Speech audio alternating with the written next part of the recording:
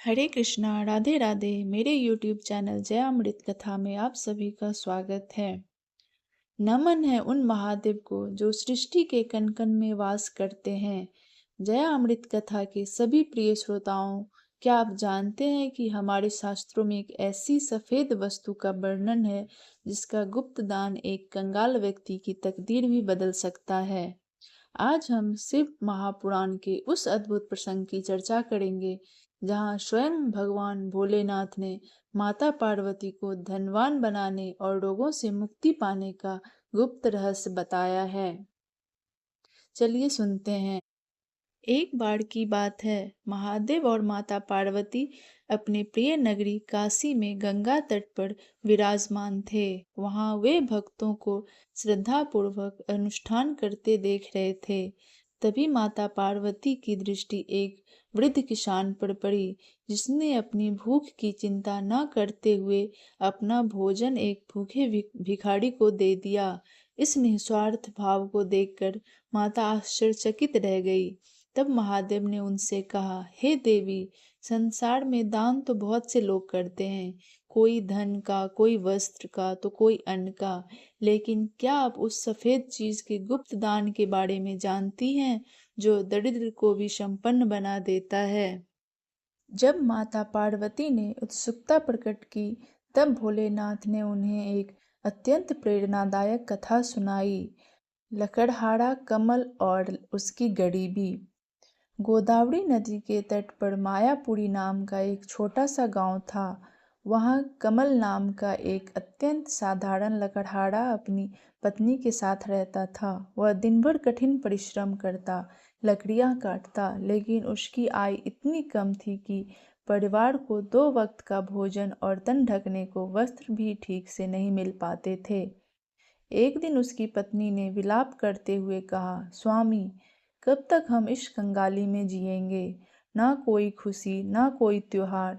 आप नगर जाकर कोई नया काम क्यों नहीं ढूंढते? कमल को शांति प्रिय थी।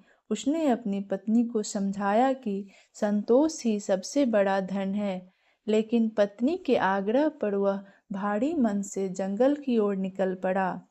उस दिन कमल जंगल में बहुत दूर निकल गया। उसने एक सूखे पेड़ की लकड़ियां काटी और नगर में बेचने पहुंचा।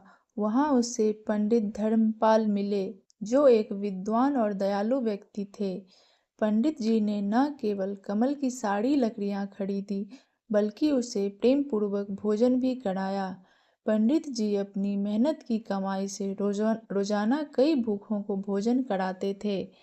कमल उनके व्यक्तित्व से इतना प्रभावित हुआ कि उसने वादा किया कि वह आगे से उन्हें आधी कीमत पर ही लकड़ियां देगा, ताकि वह अधिक लोगों की सेवा कर सके। हालांकि उसकी पत्नी इस फैसले से नाराज हुई, पर कमल का मन परोपकार में लग चुका था।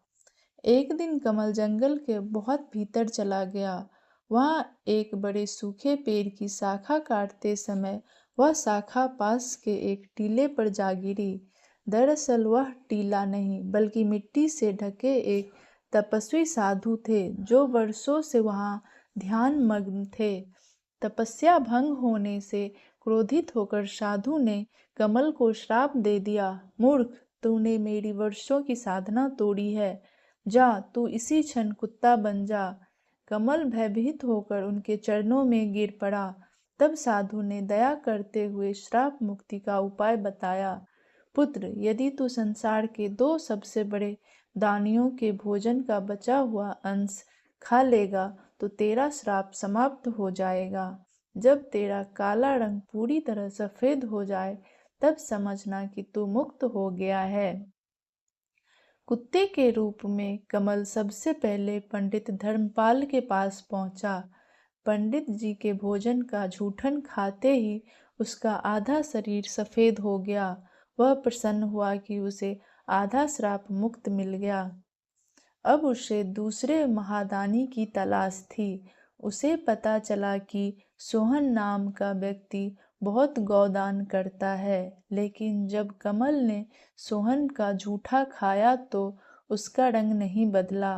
कारण यह था कि सोहन केवल दिखावे के लिए दान करता था और ऐसी गायें दान देता था जो दूध नहीं देती थी। इसके बाद वह उस महान राजा के पास गया जो हफ्तों से अन्न और वस्त्र दान कर रहा था, लेकिन राजा का भोजन खाने पर भी कमल का रंग नहीं बदला।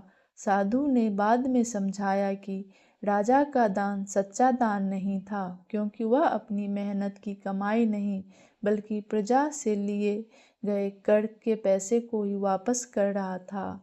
अंत में कमल को एक वृद्ध किसान मिला जो चिलचिलाती धूप में राहगीरों को पानी पिलाता था, और उसने निस्वार्थ भाव से अपने भोजन का हिस्सा उस कुत्ते कमल को दिया। वह भोजन खाते ही कमल पुनः मनुष्य बन गया। शिक्षा यह है कि दान वही श्रेष्ठ है जो निस्वार्थ भाव से अपनी मेहनत की कमाई से किया जाए। कथा आगे बढ़ती है। उधर पंडित धर्मपाल दान करते करते स्वयं निर्धन हो गए। पत्नी के कहने पर वह अपना पुण्य बेचने राजा के पास चले। रास्ते में उन्होंने अपनी चारों रोटियां एक भूखी कुतिया और उसके बच्चे को खिला दी। जब वह राजा के दरबार पहुंचे तो राजा की पतिव्रता रानी ने अपनी दिव्य दृष्टि से जान लिया कि आज पंडित जी ने जो यज्ञ कुतिया को भोजन कराया वह सबसे महान है। राजा ने उन रोटियों के वजन के बराबर हीरे मोती तोलने का प्रयास किया, लेकिन राज्य के सारे रत्न भी उन रोटियों के पुण्य के भारीपन के सामने कम पड़ गए। पंडित जी समझ गए कि पुण्य का फल अनमोल है। वह पत्थर उठाकर अपनी पोटली में ले गए, जो बाद में चमत्कारिक रूप से बेशकीमती रत्नों में बदल गए। माता पार्वती ने पूछा, हे महादेव, अब वह रहस्य बताइए, वह सफ़ेद चीज क्या है? भगवान शिव ने कहा, हे देवी, वह सफ़ेद वस्तु नमक है।